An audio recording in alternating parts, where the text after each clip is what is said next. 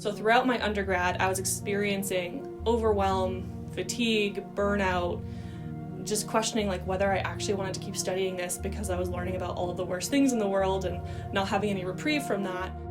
Truth is, the state of the planet is bleak, and we need to acknowledge that so we're not trying to present something that is not true to what is happening in the real world. But at the same time, our curriculum shouldn't be doing that to students. Because they feel either it's not worth the effort because the world will end, like there's the whole ecological doom. So I think it's pervasive, especially in students who are studying sustainability and climate and environmental issues, because they're exposed to it all the time. And the kind of story they hear is a pretty negative story. If you had asked me, 5 years ago if I thought, there would be a whole panel at one of the most prestigious colleges in Canada on eco-anxiety, I would say, you're crazy, right? But to see it happening now just shows that there's such a hunger for this. I try to take a non-pathological approach. I want students to understand that they're having a very normal and healthy response to a very disturbing situation in their environment, in their setting. I find the students are hungering for some spiritual sustenance in this time of climate chaos. Eco-anxiety is a phenomenon experienced increasingly among students at Canadian universities, especially those who are studying environmental issues. I perceive it myself in my class of 500 here teaching at the University of Toronto School of the Environment. But it was also confirmed through a survey I conducted of instructors at 5 large Canadian universities. The survey and subsequent interviews discovered that instructors are indeed concerned, but not all felt either capable or comfortable dealing with the issues with their students. Indeed, there appears to be a disconnect between what students are experiencing, the degree to which they're experiencing eco-anxiety, and what we at the universities are doing about it. In this interview, we hear from students, from instructors, from researchers, mostly from the University of Toronto, but also our friends from outside the university. And its aim is to bridge that apparent disconnect and hopefully foster a greater conversation on this very important issue. But yeah, so I guess just generally I experience a lot of paralysis in my decision making. I experience overwhelm. I still question to this day, even like 7 years down the line, is this what I should be doing with my life? Do I want to stay in this space? Because it is really doom and gloom a lot of the time. Lately, even though I know I'm still young, I've really been debating about whether I want to have kids because of the climate crisis, and that's been a very big conversation between me and my partner. And so I've been doing research for the past 3 years about how post-secondary students experience eco-anxiety, how students experience eco-anxiety, and just young people, most recently transitioning to how autistic youth experience eco-anxiety. And learning about that has helped me understand my own brain and also helped me to feel normal about what I'm going through and what I'm experiencing. When I was started to study eco-anxiety back in 2022 as part of the initial research with Mallory, I started to experience it. And up until that time, I was very used to studying climate change and bracketing off of, okay, this is my work here and this is my life over here. And what studying and then experiencing eco-anxiety forced me to do was integrate the two, and it forced me to, not just develop research skills that we all want to develop when we go to school and when we're part of higher education, but I had to actually develop my very stunted capacity to feel emotions and to process emotions.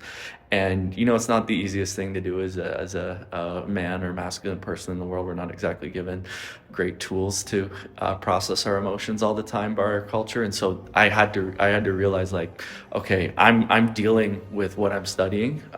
That's weird. I've never had to deal with this before. So I've got to start talking to people about it. And thank God I talked to my colleague Mallory about it, because we figured, okay, we're going through this. We don't have to go through it alone. We can do it together, and maybe we can help other people who are going through it as well.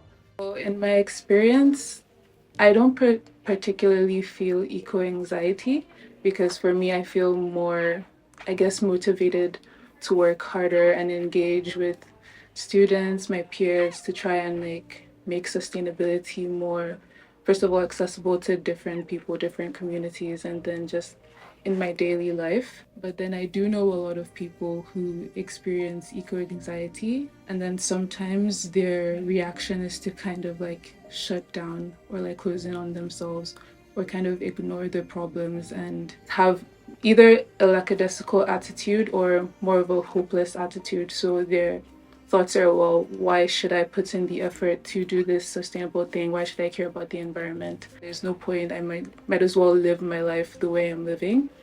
And then some people, it's like the opposite spectrum. It's so hopeless that sometimes they wonder why they're engaging with these things and like what the point would be, and like so they would sometimes try to engage with sustainability, but then I feel like maybe their motive is more like helpless instead of, I guess, engaged or hopeful. So I have observed as an educator over the last 10 years that eco-anxiety is very prevalent in our students, but is prevalent in a way that is not quite at the forefront of what you might see looking from the outside. When you dig deeper and you connect with students and you talk to them about how they're feeling as a whole person, you just unearth a whole mound of complex feelings surrounding eco-anxiety. And many of them might describe their anxiety in a multitude of ways. It's, of course, sort of like a constellation of emotions. Most can tend towards the bleak side, although there could be some underlying hope. What we're generally seeing is that in higher education settings, our programs and our curriculum are not necessarily addressing this really important factor of the environment, complexities of the environment, the state of our planet, and how we are helping to arm our students with not just the knowledge, but the resilience to tackle these problems. On the issue of climate anxiety, I find that, at least in my experience, it's part of a larger package, a larger panoply of anxieties. Anxieties about their economic future. We all have heard of the precariat phenomenon. Anxiety about the political future, and particularly now in light of the Trump administration's chaos and what that will mean for Canada and the rest of the democratic world. Anxiety about relationships and about sexual identities and how that is playing out in their lives.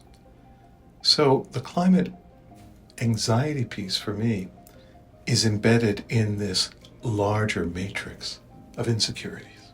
Fairly aware of the issue of eco-anxiety. I think it's part of a more generalized anxiety that a lot of, especially young people in our culture, have about the future. But it takes the particular form of a concern about especially climate change impacts. That's, I think, often the big driver of the concern is the by now pretty well-known unpleasant possibilities that likely arrive as a result of climate change. So I actually think that that's part of the problem, is the story we're telling has historically been a story of alarm.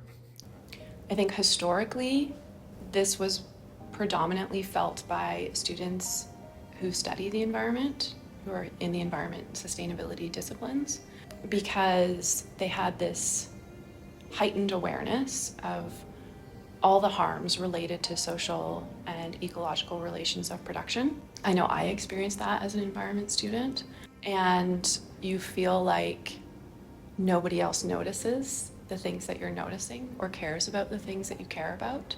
But I think over time, with greater awareness through the media, but also through our own institution, right, sustainability is now a priority for the University of Toronto in terms of U of T's practices, pedagogy, and research. And so now we see students across all of our disciplines being exposed to these environmental issues.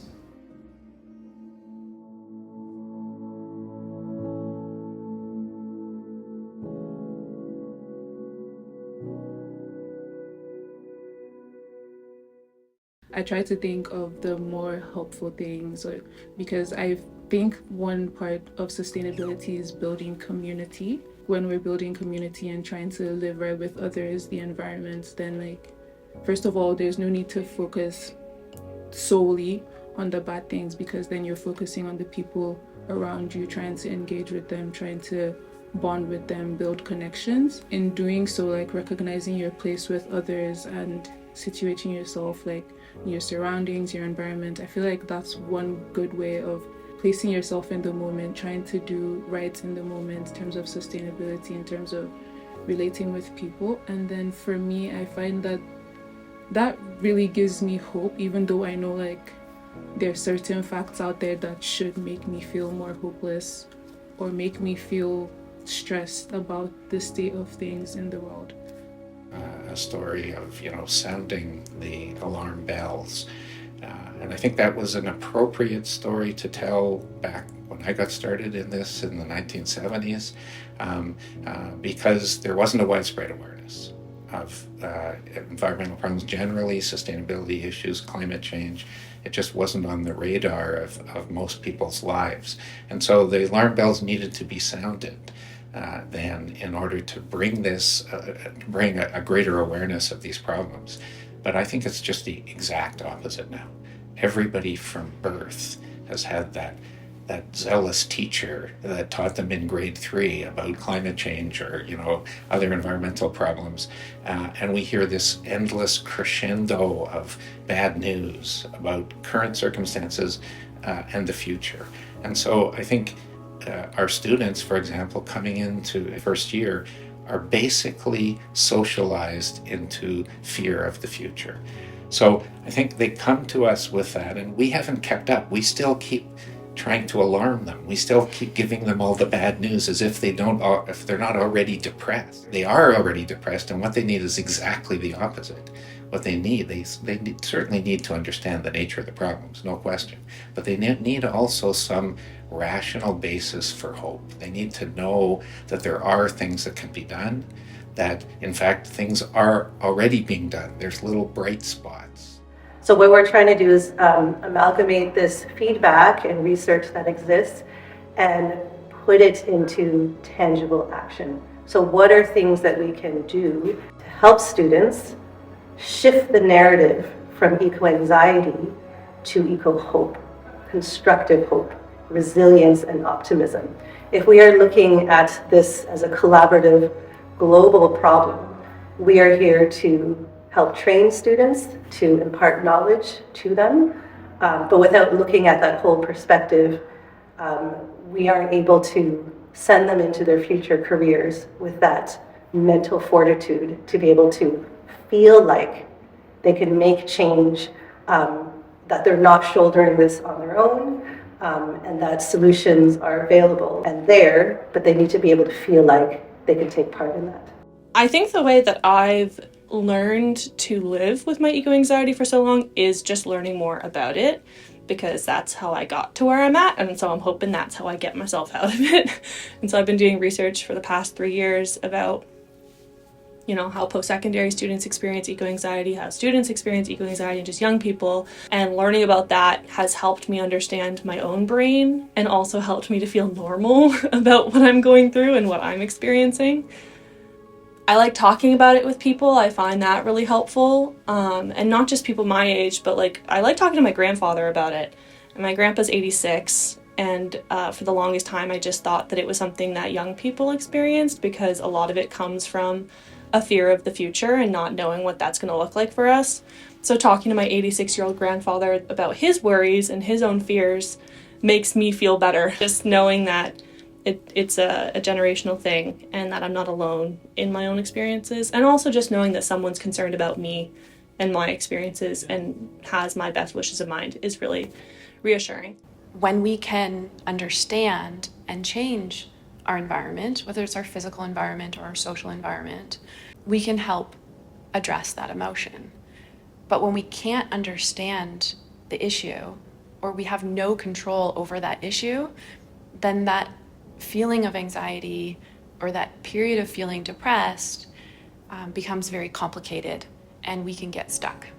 So often students come into the class thinking of the environment as a setting that is apart from themselves, almost like it's wallpaper on the wall. It's just something there in the background. And a lot of the conditions of our modern environment and our modern experiences reinforce that. If we're sitting on a computer, if we're spending a lot of time alone, if we're indoors, we stop seeing the environment as a set of interdependent relationships that we interact with. Why is it important for us at the university to look at this? Because we've lost, to some extent, our wisdom tradition. We focus on knowledge and not wisdom.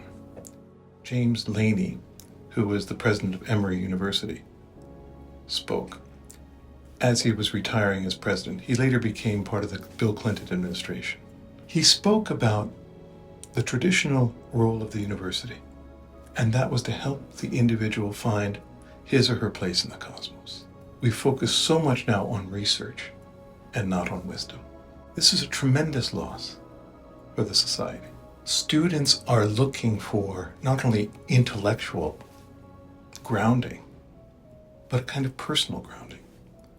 And if we don't provide it, there's many others out there who will provide something, perhaps less wholesome and less fruitful and less sustaining.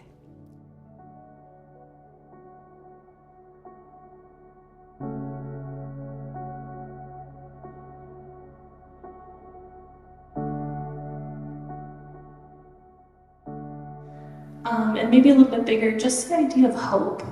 Like I think sometimes when I talk about hope, people think I'm a little crazy because we really are living in the age of cynicism, and we conflate cynicism with intelligence, which is just not true. It's not intelligent in and of itself to be cynical. I think hope brings a new type of intelligence, and hope looks different for everybody. For me, I like Joanna Macy's active hope. So you are bringing about the future that you would like to see. So I think acting from a place of hope is never going to do you wrong when it comes to eco-anxiety.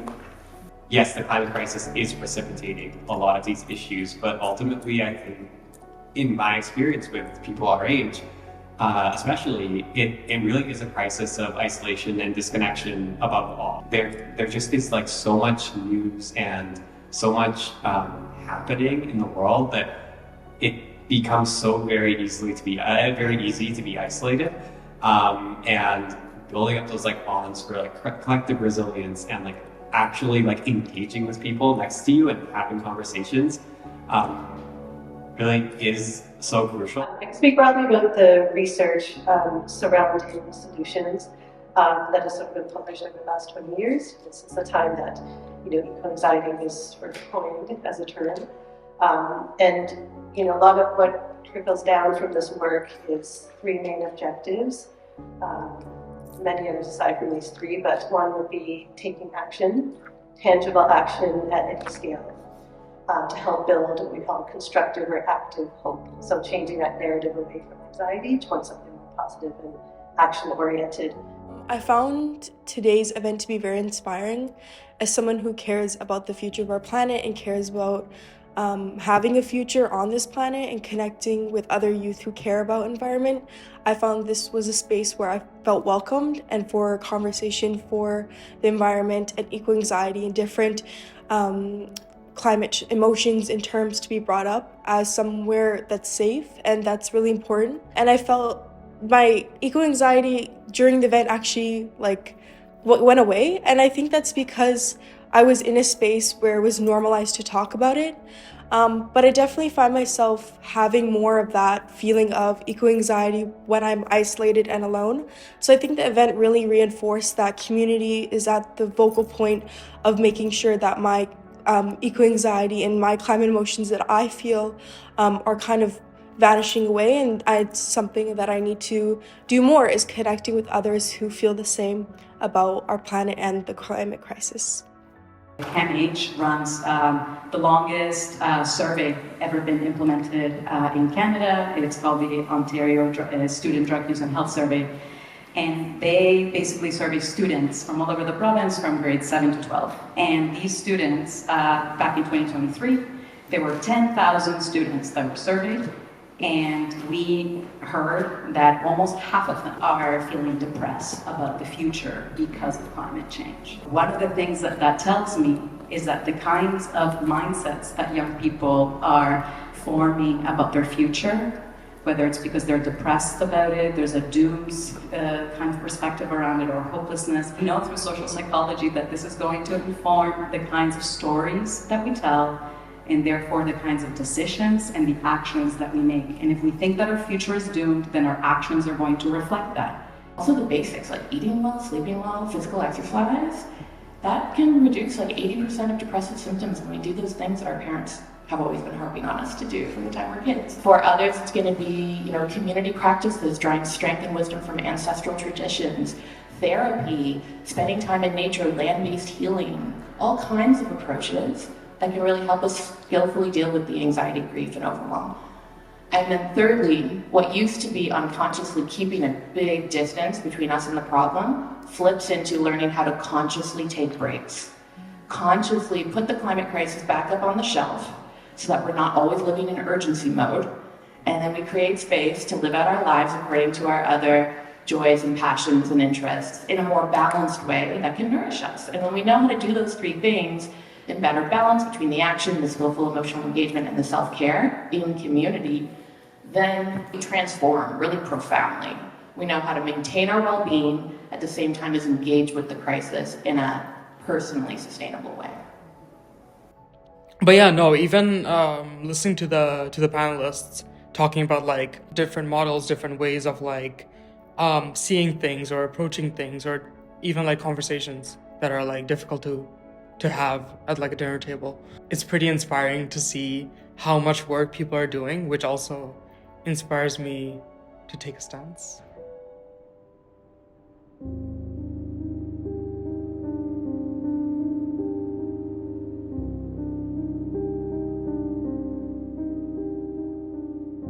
Recently, I've introduced sit spots in all of my courses, graduate and undergraduate. And the difference is amazing. How much they really appreciate going into nature. It's an assignment, it's not an option. I've got to do it. But they go there. And then I provide questions that relate the material to their sit spot experience. The reading is filtered through their experience of the more than human world. And the reflections that are coming are absolutely jaw-dropping. This semester, I'm doing it with my graduate course in ecological worldviews. And the insights, reflection, wisdom, candor, self-examination that are popping forth from these weekly reflections are absolutely stunning. They talk about the hope that comes from being in nature and from being in a space that provides them an antidote to a consumer, computerized world. And I find this very hopeful. Instead of focusing on these dark subjects, focusing more on things that give you hope, that foster these connections with people, I think that's the best advice I could give, because it's easy to focus on the bad things, yes, but there are also so many good things that are happening. There's a big challenge around how professors or people from other careers, how they've influenced people's eco-anxiety, and just the idea that the way you communicate things matters. And it's still important to explain to students that things aren't great and that climate change is real and that it's impacting us all. But there's ways to do that that are more anxiety provoking, and there's ways to do that that are less anxiety provoking. And there are, changes that can be made that will be more positive for students and their experiences, and hopefully will make them want to stay in this area of study and don't feel discouraged, because not everybody is energized by anxiety or anger or frustration. Some people are debilitated by it, and understanding that is really important. I think one thing a lot of people don't realize, especially if they're surrounded by all the bad news that our culture regularly dumps in our lap, is how much good work is actually going on as we speak, out in community, but also here on campus. We've done an inventory, for example, of student clubs that focus on sustainability, one or more of the SDGs, and there are 502 student clubs at U of T. community that are working as we speak on sustainability issues. There's just a lot of activity out there of people who are really trying hard to make a better world, a more sustainable world. And I think greater awareness of that would be helpful to people who are, feeling everything's going to hell in the handbasket, and they're all alone in this kind of a massive crisis, this cultural, societal crisis. And yes, there are lots of bad things happening, but there's lots of good things happening, and I think it's helpful to become aware of that. Eco-anxiety, it is real, but I think the best way I've found to address it is to talk to others about it.